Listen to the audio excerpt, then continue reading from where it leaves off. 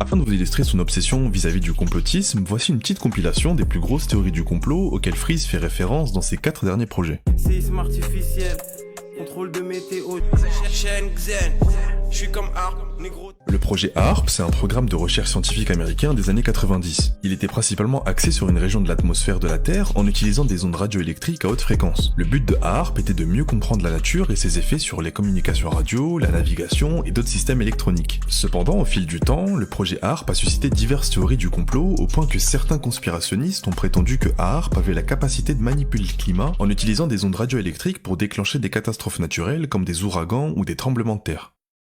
Pour la secte comme un scientologue, Shenzhen et LRH. L. Ron Hubbard est le fondateur de l'église de Scientologie, une organisation religieuse controversée. Le complot qui entoure LRH et la secte scientologue est principalement lié à des allégations de manipulation mentale et d'exploitation financière. Certains détracteurs de la Scientologie prétendent que LRH a créé la religion dans le seul but de s'enrichir et d'exercer un pouvoir absolu sur les adeptes. On l'accuse d'avoir développé des techniques de manipulation mentale pour contrôler les pensées et les comportements des membres de la secte. La Scientologie a également été critiquée pour ses pratiques financières controversées. Les adeptes doivent payer des frais élevés pour progresser dans la hiérarchie de l'organisation et accéder à des niveaux de connaissances plus avancés. Certains anciens membres ont rapporté avoir été financièrement exploités et contraints de dépenser des grosses sommes d'argent pour atteindre ces niveaux supérieurs.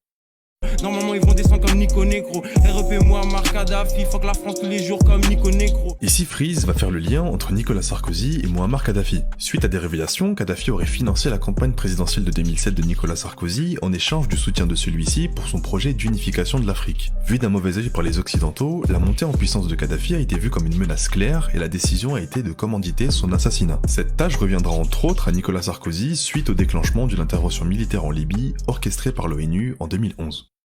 Pendaison pour tous les pédos satanistes du Pizzagate et de chaque réseau. Peine de mort pour le réseau de Jeffrey. Freeze éprouve une haine logique contre les pédophiles et de surcroît contre les satanistes, sachant que ces deux espèces ont tendance à se mélanger. On peut naturellement penser au milliardaire Jeffrey Epstein et à son île privée qu'on appelle Pedo Island, où il y a accueilli des dizaines de stars mondialement connues, dont des présidents, afin de s'adonner à des pratiques pédophiles et ou satanistes. Pour finir, on pourrait s'attarder sur le morceau Sacrifice de masse, mais le morceau est entièrement composé de théories du complot, c'est l'hymne des complotistes.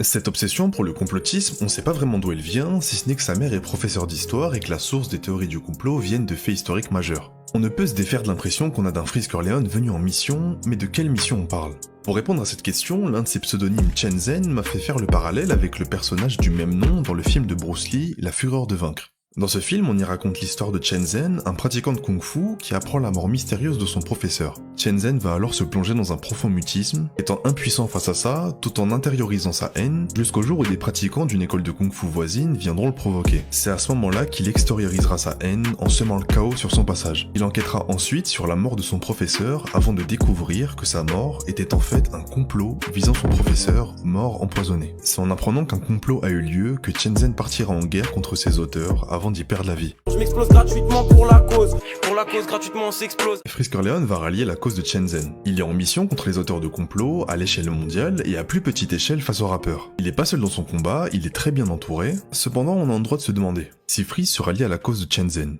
va-t-il, comme lui, mourir à la fin ?